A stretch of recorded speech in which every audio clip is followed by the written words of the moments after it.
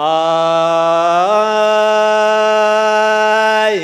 یک وصیت با تو دارم گوش کن ای نور عین با خبر باش و زیاد فالویت مانع حسین با عبدالله السلام علیک یا ابن رسول الله. دختری شیر خدا ام المصایب بافغان اوج لودار برا در راه نمودن اون زمان. ای خدایا کس ندی در زنجلو داری کند زیر بازو تفلسه سال مددگاری کند.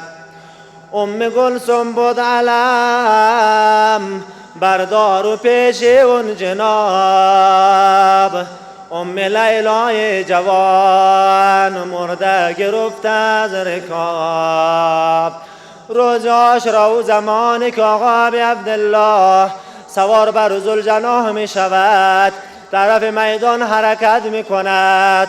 رو نمود به سمت خواهرش زینب صدا زد خواهر جان زینب من یک وصیت با شما دارم عملی نمایه. همین جای امام حسین چی وصیت میکند به خواهرش زینب؟ آی یک وصیت با تو دارم گوش کن ای نور عین با خبر باش و زیاد فالویت مانع حسین. مجلس نحس یزید گر شورش و غوغا شود یا بودا کردم فالم بزیر پا شود. امام حسین طرف میدان حرکت میکند. ام گلسم رو نمود به سمت نهر علقمه صدا میزند آی ابوالفضل خواهر آی نور دیدگان خواهر امروز عجب آسوده کنار نهر علقمه خوابیده ای مگر نمیبینی که حسین امروز تنها مانده حسین غریب و مظلوم مانده.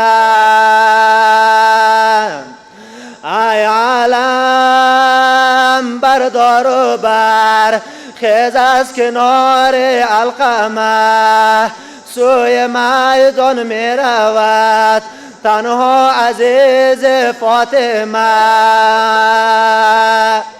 گیرو از دستش علم تو ای شهید بازو جدا ساعتی زحمت میکش خود را رسان در خیمگاه. صلی الله علیکم یا اهل بیت النبوة